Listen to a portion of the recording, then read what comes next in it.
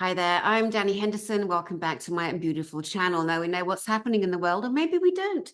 But the one and only George H. Lewis is here to tell us, the great, the fabulous astrologer. George H. Lewis, welcome, my love. How are you?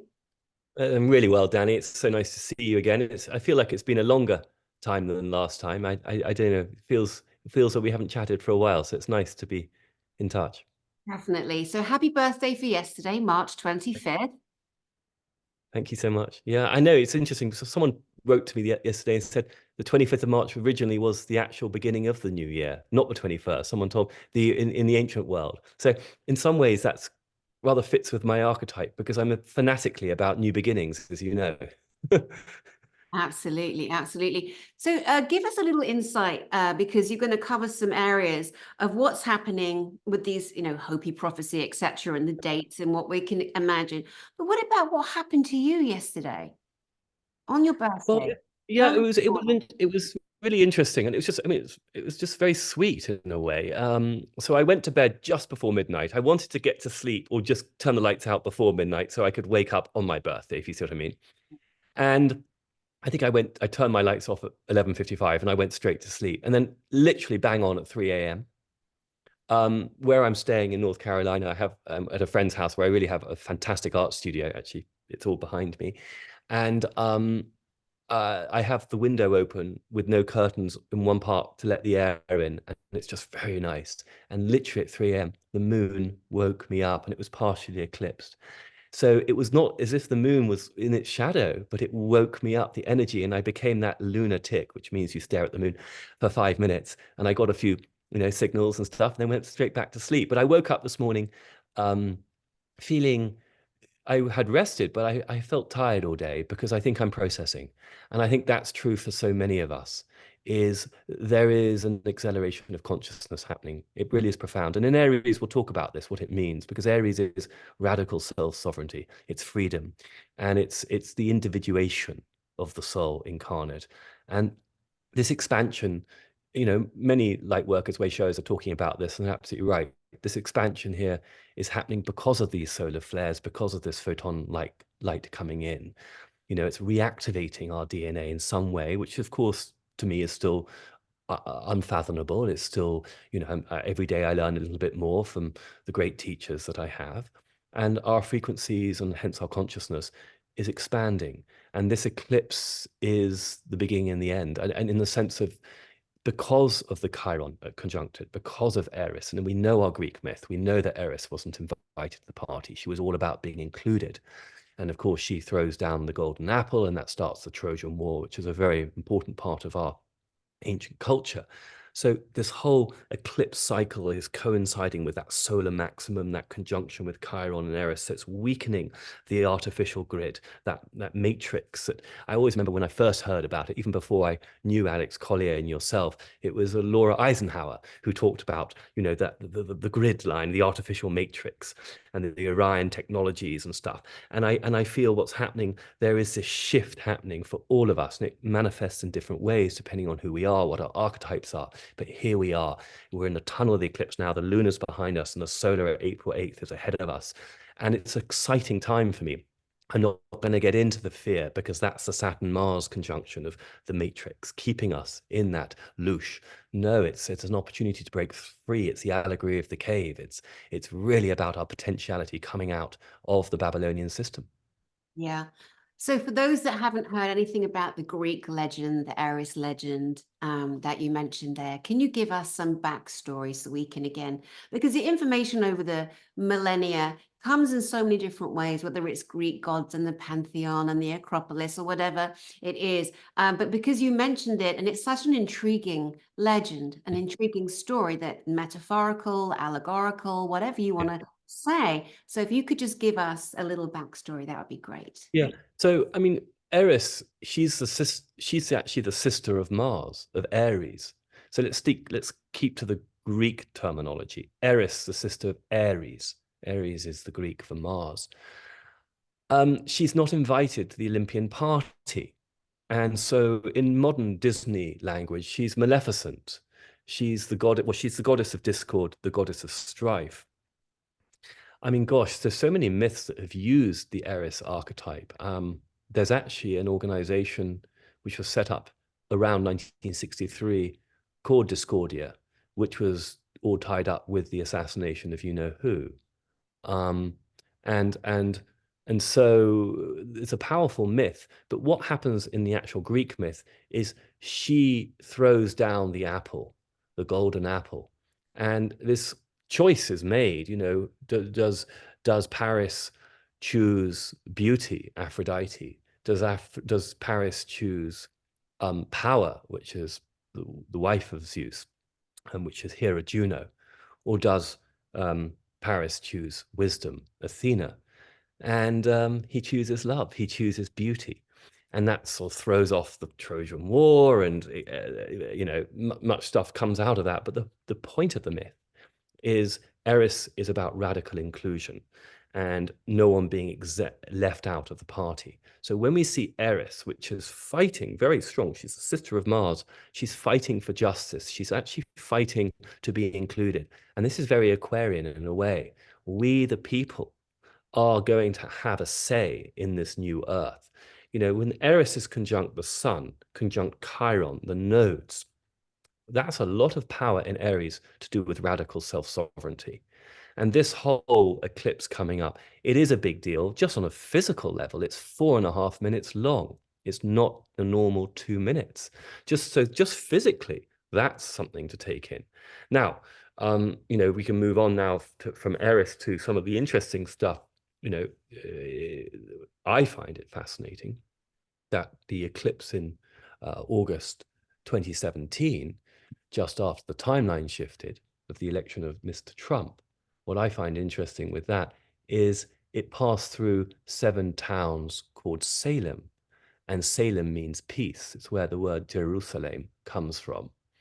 And at that time, there were 7 theaters of war that the United States was engaged in at the beginning of 2017. And, you know, the people who oppose 45 loathe this because at the end of the day, truth is truth. And that is 7 theaters of war in 2017. But by 2020, when he left, 0 theaters of war. It is what it is, meaning that Salem quality of 2017 is interesting.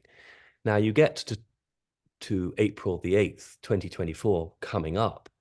What's the midpoint between those two dates is December 14th, 2020. And on that date, it's quite interesting what was rolled out. And you begin to see so much that there aren't any sort of coincidences. Nothing is random anymore. And of course, many of us are trying to put together all these things that we get. I have so many people who share information with me as you do. It's really mind-blowingly wonderful. I feel part of this collective new school where people are giving me information and I'm just sharing. I'm just the messenger. I want to say this clearly. I don't pretend or to own any of this information. And again, that's my Aries. What do I mean by that? I am free because it's open source. I am free because my ego is in service to sharing this information for the raising of consciousness on this planet. And of course, I have to learn. I made a bit of a mistake the other day. I was getting some information from listening to a podcast, which was very, very recent. It was like someone said, 3 people sent it to me just before I went on to talk on someone's show. And I have a very, very bright, not photographic in a sense, but audio memory for sound. And I ended up using more words than I should have of someone else, and I got accused of plagiarism. And so I have to be very careful because, of course, really for me, I'm just synthesizing information. And here we are with the eclipse, that we're in this amazing tunnel of opportunity to collapse the old system. And just, I won't get too much into the numerology here, but when you add up the numerology, we really are at a 9. I mean, let me tell you this, the total solar eclipse on April the 8th actually is the 9th total solar eclipse since 1776. I mean, that's a really important marker that everyone is going to say, wow. You know, I'll say that one more time. The total solar eclipse on April the 8th is the ninth, and ninth is completion. We know that. Yeah. And so it's goosebump time. It's exciting because we are finally, as a species, coming to and you running the galactic, organization, GSEC, is one of the things is, right, we finally have an opportunity to step into a different frequency, to communicate with higher frequencies, different frequencies, which means different life forms. And this is where we're at. Welcome to the age of Aquarius, because the age of Pisces, in which we've lived for the last 2,000 years, has been a low interpretation of the Piscean archetype. What do I mean? The high vibration is Christ consciousness and everyone connecting to spirit, to source. It was subjugated, it was inverted through the perceptual matrix, through the false grid lines of control of psyche.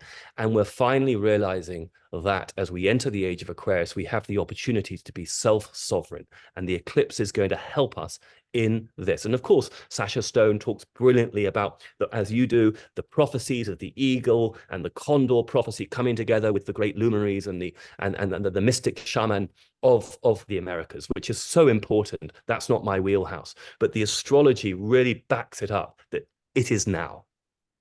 It's a beautiful convergence of information from many areas on the planet. And I always say, we are here, that I am Dani in this body talking to you, my friend George.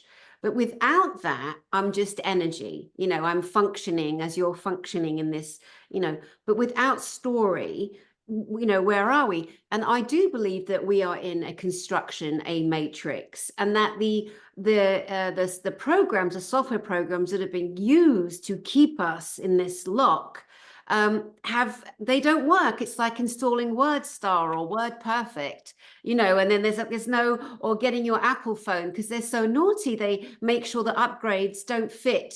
You can't even transfer your stuff now. They shouldn't get away with it, but they do. It's very dark. Not sorry. And that's where we're at. And so it's either energetically, systematically, logically, ancient prophecy, indigenous peoples. And to me right now, the most exciting observance I'm making is that these beautiful ancient tribes and prophecies are coming from all different areas of the planet, yet it's just another eclipse. However, the 9, which is the ending of a cycle, and we know the systems are ending, the systems are crashing down. We're removing presidents and governments and systems that don't serve us. We're removing levels and layers of shade and darkness, and the opposite to what we be as loving beings, as high resonant, incredibly beautiful humans that have an ability to love. And so their only power is to try and keep us in fear. So what's been happening? There's all these stories going around about, ooh, the eclipse, ooh, and some people, you always get them, the jokesters, well, follow me and we'll shift the timeline. No, you won't, mate. Stop lying. You're going to do bugger all but sit and pomp and have people follow you, and you're doing absolutely fuck all. Nothing. I mean, Nothing is going to be affected by any of these fakers, is my point. But do go ahead. No, but you're spot on. I mean, really, what if one's going to use the ego, one should using it for oneself, shift one's own timeline rather than the timeline. I mean, the notion that one can shift the timeline without acting literally frequency-wise within oneself is a misunderstanding of consciousness itself, because at the end of the day, we have to shift our own perception, and by doing that, then collectively we have an effect because we rise in consciousness. That's the Schumann resonance and many other ways to describe it. But yeah, I mean, a lot of that sort of new age stuff of shifting the timeline, just saying it's more external again, as above, instead of as above so below, as within so without. This whole dance between the collective and the individual is going to be beautifully reestablished in this time as we ascend, because we realize that we are connected to it, but we have to do the individual work. That's so important. And on this planet, a lot of that individual work comes through pain and comes through suffering. And when we listen to that, it's our higher self saying, right, we have to shift gears, and we've all got our own life experiences of that. Mm-hmm. Yeah, and the things that used to work, they don't work anymore. The systems Yeah. that we were advised to follow and aim for, like being billionaires and being actors and being rock stars. And we didn't know that at a certain level, to continue, you sell your soul to the dark. And of course, there's all these stories and realities and people's true experiences come out. The information, it compounds and it's confounding and it's scary and it's amazing and it's all of the things.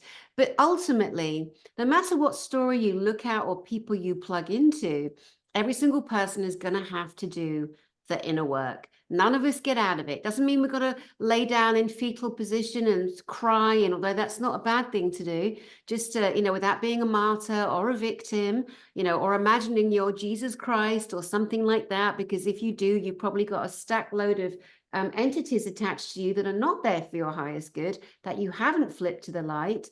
But you've got to be so careful how we venture into our own journey. And there's no point any of us, like, I love you and adore you, right? And we have a lovely close connection, me and you. And we're very, bonded at the heart and energetically. But there's absolutely no way that you are going to help me skip a couple of levels of things that I need to look at. And the same for you. I can hold your Oh hand. yeah. I can love you Yeah. through it, but you are going to have to do it. And everyone. And I think again, when we look at the ego, people go, well, I've done all my, I'm very evolved. I'm very enlightened. I'm very well read. Bollocks. Good for you. You're still not going to miss doing the emotional work. This is why we're here. And this is what upgrades our software, our technology to take ownership, and to take ownership. And I think, again, bringing it back to the eclipse, what Aries asks us to do, and I really want to bring this point home and to remind myself as well, is Aries of all the 12 signs is most archetypically associated with freedom. It's radical individual freedom. So when we can use these energies, now look, some of us, like myself, may have a sun and moon in Aries. I mean, fortunately, I have a bunch of planets in Pisces, otherwise I think I'd be crazy. But the point is, if we've got a lot of energy in the Aries axis with Aries Libra on the cardinal axis, the cardinal cross, which is obviously Capricorn and Cancer, and then Libra, Aries, we are going to be even more activated during this time than those who don't. It's a bit like, for example, I remember a couple of years ago when the nodal axis was on the Scorpio Taurus axis. So because with the nodes, the moon cycle, it moves backwards. So it was on Taurus, Scorpio up until a year and a half ago, and now it's on Aries Libra, and then eventually it will go to Pisces Virgo. And I remember a lot of clients I had, who were Scorpio Taurus, they were really going through it in 2022. And now it's the Aries Libra, Capricorn, Cancer people who are really being affected by it. Yes, but collectively, we all have the ability to step in to that Aries power, whether we have planets there or not, because all this power point in the Aries with the Chiron, with Eris, with the nodes, and obviously with the new moon, because remember what a solar eclipse is. It's the conjoining of the sun and the moon. So literally the moon goes in front of the sun, creates a solar eclipse. So it's a new moon. And that's a lot of power in Aries, which we can use to stand up for ourselves, self-sovereignty, for radical individuation. Now, to low frequency, that's going to be low frequency Mars. It's going to be, oh, here I am just doing what I want, not caring about society, not caring about my brother or my sister. But most humans are not like that when they really settle into their true nature. They're deeply, deeply empathic and loving creatures. And the more we lean into that, then we become self-sovereign. We don't take on the worries of everyone else. We're there to guide if we're asked to, but we love people at a distance, as Collier says, and we have to let them do them. And you can't tell people the truth. And isn't this been the great learning curve, certainly for me since the beginning of the Plandy, is just to let people figure things out on their own and give them the information if you want, and I'm always learning the information. One day I might think I know it, and the next day I have to revise what I think. There's freedom in that. So it's taking on that Aries archetype. So embracing the April 8th. I mean, I'm going up to Vermont. It's I'm going to be on a farm with some friends. I'm going to have fun looking at it, being part of it, being part of having this bodily experience. 4.5 minutes. That's not going to happen again in my lifetime. Yes, and normally it's around a couple of minutes, isn't it? An eclipse, Right. and this Yeah. double, Yeah. so double bubble and an ending, as in the 9 in numerology, is the end of a cycle, end of a system. Like it couldn't be more beautifully orchestrated. Depending on what, there's so many different angles to look at it. And when we So do many. look at it, the nucleus of it is that all these indigenous cultures and, as astronomically and astrologically and psychologically and everything, it's just so, and again, back to the invitation to self, to really ponder and release and be honest and get in that mirror and speak to yourself and own responsibility and recognize that we, as we are coming and upgrading ourselves, we'll never be the same again, not just because of the eclipse, because we are naturally ascending. This is a time of ascension. The planet is ascending with or without this eclipse, so we can't put it all on one doorknob. It's many, many different ways. I was going to say, there is so many ways in to look at it. And of course, I get suddenly sometimes quite caught up and interested in the symbolism and reading sort of some of the codes and numerology. Like something I read the other day, because, Nineveh, the 7 Ninevehs, we did the 7 Salems in 2017, now the 7 Ninevehs. But the middle one, which is, I think, in Indiana, which is the highest magnitude of the eclipse, I think it peaks at 3:07 p.m. When you add that up in numerological terms, it's new beginnings. It comes to a 1. And it almost makes me think maybe that's going to be the new capital somewhere there of the new republic. I mean, this is me just thinking, aloud here, but it's like, wow, there's something really powerful happening here. And the other thing was, if you look at the actual cross path of the 2017 eclipse, the shape of it and the shape of the one going up against it, not only does it make an X, think of Twitter X, but it actually looks just like the logo of Space Force, Space Link, of Space Force. Right. I'm glad you raised that, because I'm going to tell you something now.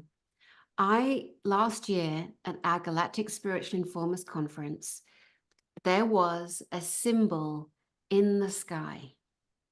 And when I saw the map of the eclipse online, I'm like, oh my God, it's the same symbol. But you see, that's beautiful. I mean, Yeah, I've got you because can't, me too, you can't make it up. But the things that are there, the way that we are led, the things that we are beautifully shown, that come from Starlink, that's right, Starlink, sorry. Starlink. Yeah, Space Link, yeah, Starlink, yeah. I mean, we're not giving Elon Musk credit here. It's not about one person, one human, but again, symbolically or okay, I'm forgetting the Yeah, word. iconographically, yeah. Yeah, yeah, but or iconoclastic or iconic or whatever. Oh, iconoclastic. That means to destroy the symbols, to destroy the an iconoclast is someone who destroys the art. Right. Okay. Well, moving along. Moving along, wordsmith. Yeah. So yeah, that symbol that was in the sky, that was photographed in the sky. Of course, we saw different crafts and UFOs that came in for JISI because they come every year. But that in particular really like settled in my soul as something that was really special and different. And when I saw, the shape, the way that it had been mapped across the map of the world, Yeah, it's um, really beautiful. I couldn't believe it. I was like, that's so fascinating. Yes, because it actually is a specific looking X. One of them goes a bit longer, like goes up to Maine, you see. It's almost, it really is, I can't describe it here, but it's exactly the logo because it's almost got a flick to it, hasn't it? Well, the way I saw it was more like an A. I saw it more like a sideways A. Yeah, interesting how we. Well, no, that's actually very interesting because that's then including the 2023 eclipse, which is the third. There are 3 of them actually, which we haven't, because it's like that's, I think, the Aleph, as they say in Hebrew, and it's like the Alpha and the Omega. So it's the same thing. But that's when you see the 3 eclipses together. But the 2 big ones are the 2017, 2024 one we're about to have. But the one in 2023 creates that A that you're talking about. And I think the midpoint is Salem Road. And that's means road to peace. I can't remember which city it's in. I think it was in somewhere in Missouri, but I'm sure one of your listeners will be able to No, add to that. there's a lot of postulating and hyperbole around what's actually going to happen, and people, God love them, can't help it but just to ad lib or add a bit, take a bit, or put their own kind of, I came up with this theory all by myself, and according to some, the way the lineup goes with all the Ninevehs is that the eclipse isn't going to cross all of them in the way that it did. But speaking of Nineveh, like I was telling you earlier off camera, it is so mind-blowing to me, my own personal connection to Nineveh, which just kept dropping in. I'm saying to Elaine and Danan, what is this? This is months ago. What is this? Nineveh, Nineveh, Nineveh. She's like, well, it's a city, in Iraq. I'm like, okay. And then I went to the British Museum and I see these reliefs, these giant reliefs that have come out of a library. It was the Library of Nineveh. And I start walking without even knowing what they are because I haven't yet seen the little sign. And my body was responding. My body was crying. There was some element of not the eyes seeing, but the body recognizing the frequency. There was a connection for me at that time, clearly.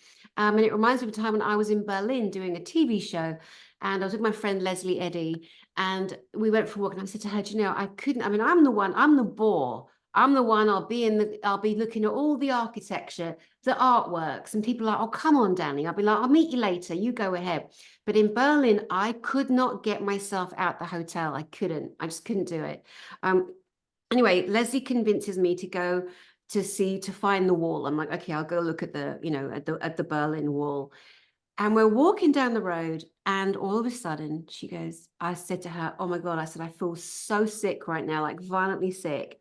And I'm not someone that gets sick, trust me. Yeah. And I said, I feel so sick. She went, Dani, look. And then 10 feet away was the end of the wall, the end of it. And then so on one side, the side we were kind of walking towards, there's a giant concrete paved concourse. And at the far end, there is a museum there with photographs of the Holocaust and, the Nazis, etc. Yeah. So I said to her, I don't feel well. I'm like, you go ahead. I'll meet you in the museum. I need a minute because I'm feeling this awful energy and it's just come from nowhere. And so I'm walking along and then it starts to rain. But, it's like really big splat, splat, splat rain, And I'm looking down, I'm seeing all this splat and I realize it's me. My body is releasing. I'm not even Yeah, wow. conscious. I'm not conscious, George, that it's me. So it's so amazing how we beings have had past lives, different lives, and Yeah. sometimes we have no knowing until the body responds to something or someone or an energy, a sound, a frequency. And so like with the energy there, and I'd always had a thing for Germany. I'd always had a terrible, terrible knowing about things that happened and that I somehow on some level had some connection, Yeah. And then with the Nineveh reliefs and other things that'll come out in a broadcast I'm doing with Elena, we're dropping it soon on this channel, where we see the Enki and the ancient Sumerian tablets, the Astrahassis and the Genesis Eridu. And it's funny how it links up. So again, with me like sharing that story, it's an invitation to you guys out there watching to view yourself, to view how you feel about things, to where is your mind going in the discovery of what's going to happen. Bearing in mind we're not going to jump timelines, no one's in charge of it. So what else do you want to add there, Well, Mick? what's so interesting, you see, with especially what Elena does with her amazing research and more than that, obviously her connection as a contactee, is she's smashing the Babylonian system in a different way, obviously showing that there's Enki, and I know very little really about this. It's not my wheelhouse, but Enki represents in a way the Promethean promise of giving fire to man, allowing man to take ownership, control, sovereignty of him or herself, where obviously the Enlil is a different archetype of control, enslavement. And we tend to see the Babylonian system, which is a leftover of that enslaved system, breaking down. So in a way, we're all saying the same thing. We're coming about it through different language. And for me, that's what's exciting is, let the galactics do that bit. Let the, the Mayan prophecy people do that. Let even, certain types of economic reform, people who are more within the paradigm do their bit. We're chipping away, and collectively something new is born, and it's so exciting. And that's where the empathy, the imagination, the creativity really comes to play. And we birth this new earth, which is radically local. It isn't global in the sense of globalization. The matrix collapses into a decentralizational system. And it's, in a way, here in America, it's the concept of the return to the homestead, that, the promise is we live on the land, we live off the land. It's our biological, it's not the technological in the sense of the technocratic. It isn't the shadow side of the Atlantean model, which was the corruption through technology. In some ways, it's a little bit more Lemurian, to use that archetype, or maybe Tartarian, I don't know. But it's a sense of we reconnect to the land because the answers are all in nature, once nature's able to vibrate at the frequency that she can, but she hasn't been able to for so many reasons. As we are collapsing systems consciously and unconsciously, as more people are standing up in their power and using their voice and saying to the systems in place and the people that put themselves in those nepotism, stances and bloodline families, and we're saying no, get out of the way, no. The whole invitation for one to view one's training and dogmas and religions, let's say. So today I saw a story, forget the mother's name. She was an influencer with her children, and her 12-year-old son escapes from the house and calls up a neighbor, and you see the whole thing, and the neighbor comes out, an elderly gentleman, and sits with the little boy, and he says, help me, call the police, do something. And the police come, and this little boy is not in good shape. They go in the house, and there's a little girl sitting in a closet alone. And it takes her 4 hours to be able to stand up and walk out because she's frightened of what the consequences are going to be. And then they found this crazy mother's diary, and in the diary, the mother had written things like, that he is so sinful and so sneaky, the little boy, he has the devil in him. And she tortured him. She held him underwater in the swimming pool. She did terrible things. And then she focused on the little girl and accused the little girl of also being. And it is absolute madness. It is possession. The woman is possessed. And the idea was born out of invitation from whoever showed her religion, let's say. And we have to be super careful looking at entities around us, lower energies right now. They want to do everything they can to survive. There are entities, there are energies, there are demons. These are real. There are negative, entities of all sorts, different people carrying things with attachments. We have to be very, very careful. But it is invitation. And I think anyone who is extreme, especially in religion, condemning the child and using words out of the Bible as people do. Good Lord, when will that stop? I mean, Hypothesis.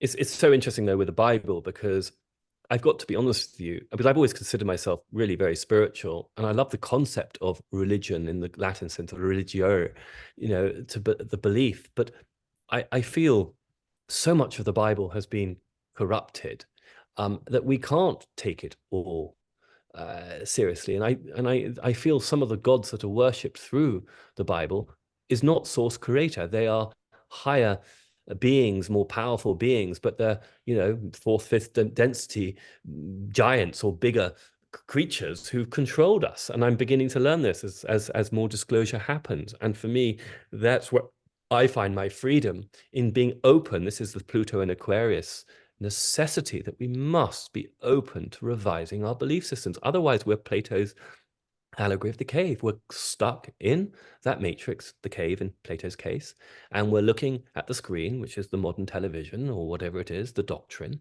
and we aren't able to evolve. And so the more we can ask more questions rather than being solid in our answers. It is disturbing though, in the sense that there's a disturbance. Humans have been led down this false path of believing that, everything has to be known, set, and it's safe. But that is the perceptual matrix. It's being deconstructed now, and that is difficult. But if we all do it together, it's very exciting. It's like unpacking a jigsaw puzzle. You have a piece, I have a piece. I love it. I'm feel more elevated and more alive and more connected than I've ever been in my life, and more purposeful right now than I've ever been. I didn't really understand my life before the pandemic, certainly before 2016, 2017, before the timeline change. It made very little sense to me.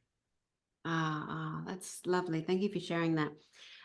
As we again invite people to have their own thoughts and concepts and share and talk amongst themselves, and and look at like the programs and doctrines in them and how people have used the darkness, the Saturnian, the Satan, the rituals, the believing themselves to be higher than they are, but inflicting pain and sorrow and fear and wrong things out there into the field.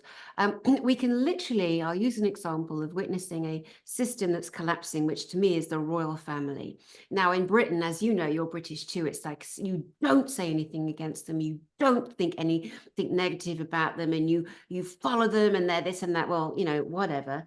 It doesn't work for me as an individual. And last week, I watched a news broadcast on Charles Spencer. Now, Charles Spencer, as you know, is Diana, Princess Diana, her brother. And he is reporting about the abuse that he suffered in school, at boarding school, and many things there. And then the next thing that comes out is Kate and her illness, and the levels, the out of control conversations.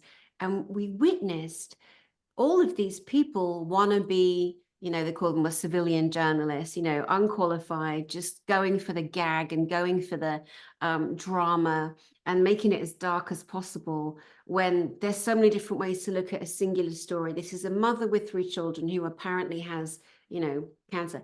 I believe she's ill. I do. I look at her because of the way I see energy and people. When I look at her, when someone's ill, sick like that with this, cancer, they're green. I see them as green, and I see her as green. I do think she is an unwell lady. And then look at all of that. Oh, she's a clone, or she's been tried for treason. And what is going on? It is spinning out of control. But these things, they don't work anymore. But ultimately, what we're seeing is the collapse and demise of systems. And this is one example of a system collapsing that doesn't work for us anymore. What say you to that? I mean, I find it very fascinating. I'm British, and of course, it's very deep, this whole conversation, because I went to the same school as the princes, and it's intense. But let me be clear: Princess Kate was born during a lunar eclipse, January the 9th, 1982. Prince William was born during a solar eclipse, June 21st, 1982. Now, people may want to say, okay, George, that's coincidence. Well, Isis Osiris, lunar, solar. I mean, no, that's not a coincidence for me. When you see so many coincidences, they stop being a coincidence. I'll tell you something which I think is very fascinating. And that is Prince William was born on a solar eclipse in 1982, but it's something to do with the Saros cycle. Saros means king, I believe, in either, I don't know which language it is originally, probably some Babylonian, because it's not Latin. I don't think it's Greek either. But Saros cycle is to do with the eclipse cycles. And Prince William, he was born on the Saros cycle 117. His 19th birthday was on Saros cycle 127, which is another eclipse. His 38th birthday was also on an eclipse. It was on an eclipse, and his 57th will be, and his 96th will be. That hasn't happened, I don't think, for about 2,000 years. Or maybe there've been a few. Someone will be able to correct me on this, but the point is, this is unprecedented. And it's actually to do with the calypic cycle, which it means it contains 4 metonic cycles of 19 years. The eclipse cycle is 19 years. It gets a bit technical, and I don't fully understand it. But no, this is powerful stuff. The question is what's going on behind the scenes? And my speculation is as good as anyone else's. I don't have any intel on that. But the video that was put out about her having cancer and when she was speaking, to me, I read energy too. That was not the biological Kate that we once knew. I'll just leave it at that. And there's a shift. And I think it's important for humanity, and most of your listeners are right up to speed on this, of course, but it's important for us to realize the technologies out there. And I'm going to quote Elon Musk, and he said this copious times, that the most dangerous thing on this planet at the moment is the artificial intelligence, and human beings don't understand their capabilities. Nuclear weapons are a walk in the park compared to the AI capabilities. We are about, I'm talking we, the human species, us, mankind, are at least 80 to 100 years behind in our understanding of the capabilities of technologies. Now, that's where, for example, you and people like Elena Danaan can have access to some of that information through the galactic sources. But for the people, really, it is going to have to be a big catch-up game to understand the cloning system, to understanding the transhuman system of hybridization, and the phenomenal frequency weapons used for good or for ill. It's like the knife, do we cut the bread and feed the family, or do we murder? All these things have a polarity. That's our world. And so how it's playing out with the future king of England, and again, Britain's a Capricorn country. It's ruled by Saturn. We're coming to the end of the Pluto Capricorn era. It is what it is. We are coming to a closure here. This isn't me expressing a view. This is me very calmly looking at astrological symbols. And so when you see the creation of people being born, being forced to be born on these very powerful times, which of course can be used for good or for ill, but often recently they've been used for ill, for maleficent purposes. These things are being discovered for the first time. Just Tom, Dick, and Harry are beginning to learn about this. To me, that's the awakening. And so I have no knowledge really, intel to share on where is Kate, what's really going on. My guess is as good as yours, but from a symbolic perspective, this is the breakdown of a very powerful matrix which was designed to create power. And there is much speculation. It isn't my speculation. I'm just reading the symbols. But when someone is born on a solar eclipse and makes a baby with someone on a lunar eclipse like that, and we're dealing with ancient kingship, that potentially carries power into a very different level of possibilities demonically. Let me just leave it at that. Yeah, fascinating. Again, I want to be clear to people out there, we are not tearing into this woman, No, not have an at all. affection for her. I do have an affection for the new Princess of Wales myself. So we're not being unkind. We're just observing some of the things that are happening. There's a lot of distractions every single day. The bridge fell down today, a terrible accident with a tugboat, and now there's all like, how did that was dreadful, absolutely dreadful accident, a bridge collapsing in Baltimore, like that. Did you see that footage? Yes, I did. I mean, it's very interesting. I'm still trying to decipher it from friends and people giving me information. I mean, it's potentially connected to one of the Q drops actually, but we'll have to see.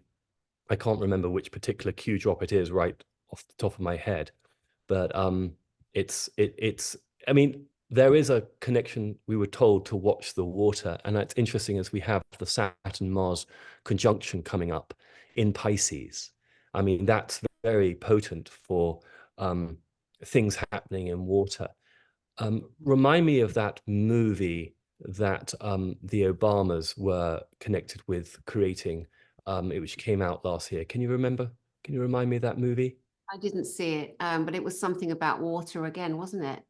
Yeah, and there was a container ship So that basically comes onto it comes onto the land, and it basically it breaks down and it forces onto the land. It's a very similar story to this container ship getting out of control and losing its engine. And so for me, you see, what I don't really get caught up in the personal stories of people, because that's when we can get distracted. I mean, Princess Kate, poor thing. I mean, I don't know her, but and it's dreadful if someone has cancer. Of course it is. But I'm really trying to look at things from a very clean archetypal sense of looking at symbols, but also looking at repetitions. And so when you have a container ship in a movie played out like that, and many people have done the dissection on that movie, is so much intel to do with predictive programming and softening people up for when they see something, then they imagine it's going to happen in the future. It's almost like you lay the seed down, and so people believe it's going to happen because it's called subliminal programming. That's right. And so the movie creates the subliminal programming, and then you see the container ship do the same thing. And there is a Q drop associated with that, and I can't remember which number it is.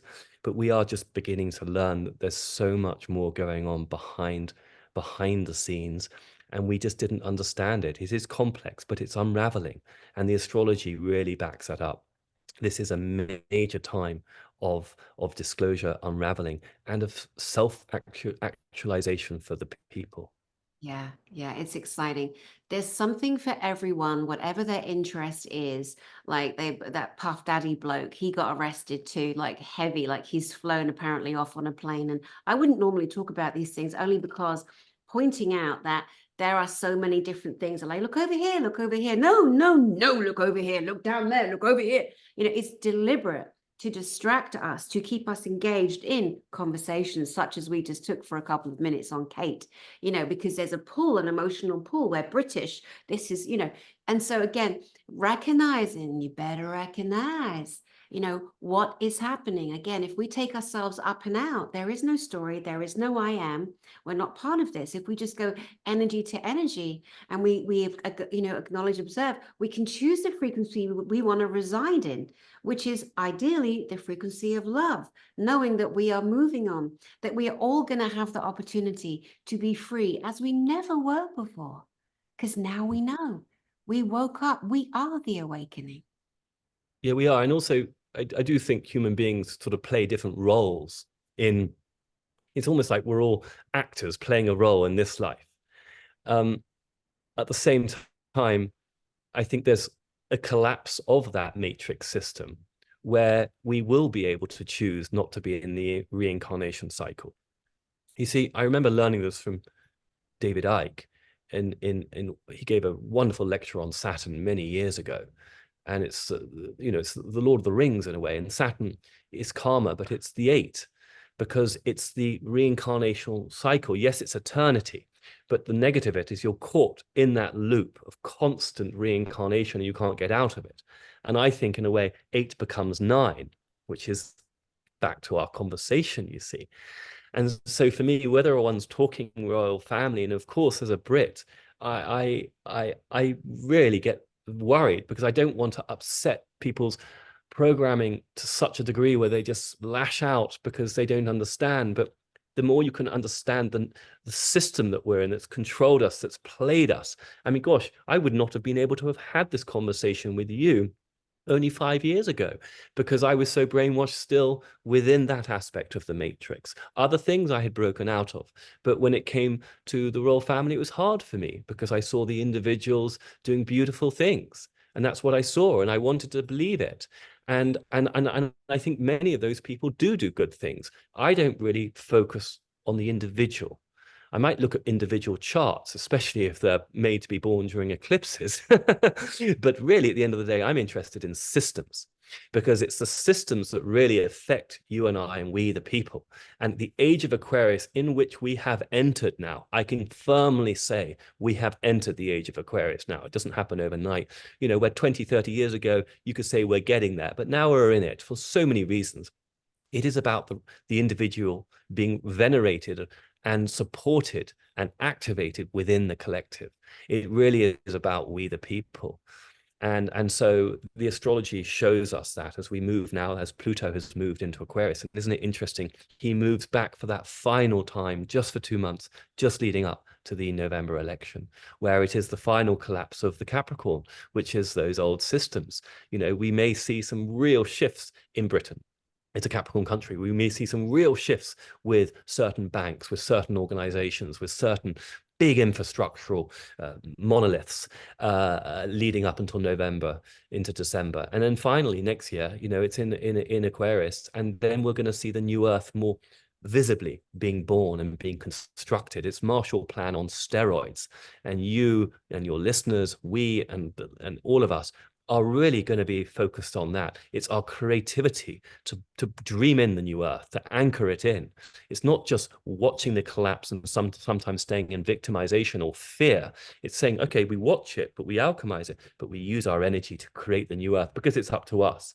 And I think that's where the galactic people inspire me, because deep down, I mean, Alex Collier, as you know, I listen to him a lot, and he really resonates with me. It can't be asking the military or Space Force or whoever to do it for us, as you said at the beginning of this conversation. It's got to be we taking much bigger steps in our sovereignty, in our ability to really create what we want, the law of consistency for the future generations. And that's how our planet can really join, in a way, the galactic family. Absolutely. Beautifully, beautifully said, my friend. Well, I believe that we've done fairly good coverage of this and left a lot of little nuggets there for people to really consider for themselves, which is a time, definitely, if not now, then when? The answer is never. Now is the time to think, take accountability, take responsibility, know that, no one above another. So let's bring this conversation to a close, my love. What would you like to leave with the people that will see this broadcast? Oh, well, I think, to back up what you said earlier, we're immortal souls passing through a construct. We're here to grow through our connection to source and to activate our ability to create, to intuit, to imagine, and to love. And when we do that, and our future can be realized, this world of radical delocalization, decentralization can be achieved, where we can experience freedom on a level that is not in the collective consciousness because it hasn't been experienced for so long. It's not actually in our physical memory or our DNA memory. And I think we're going to reactivate that. Beautiful, beautiful, beautiful. Thank you so much. And I would love to say to our beautiful viewers, number one, thank you. Thank you for spending time on this channel. I so appreciate you. Thank you for always being there in the live chat with us and sharing thoughts and connecting with each other and making friends as so many of you do. What I would love to say to everyone at this particular time on our planet in the ascension is that we need to make space in these vessels and let go of some of the pain and the agony that keeps us down, that keeps us in that fear, that stress, that illness, becoming dis-ease in the body. So, if I'm you right now, I'm going to be thinking of people maybe that I crossed me, or, pain from the past or whatever. And I'm going to pick up the phone, I'm going to write letters, I'm going to send emails, and I'm going to thank people for some of the gifts they gave me, with the intention of not having an intention for them to connect back to me. For example, this is a beautiful tool I use in my therapy sessions with people. Like, you take the courage and you clean up yourself. You make space within yourself. If you write something to someone to thank them for something, or to let pain go, or to say I'm sorry, or whatever it is, if you do it with the intention that you want them to respond to you, that is not unconditional. That is with conditions. That keeps you stuck in the energetic loop with them. Yet when we, as you know, we give that away, we let it go, we feel good about ourselves. That is forgiveness of self. That is letting go. That is not being stuck in that continual loop that we want to get out of. So my advice, my love to you guys, my thought for you would be for you to, if you can find it within yourselves and you really want to ascend and let go of the pain that keeps you stuck, because what we don't deal with, we keep seeing it through other people, other relationships. It never goes away until we deal with it.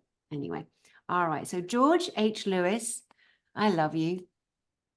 Well, I love you too, Dani. Such fun to always chat with you. Really is. Oh.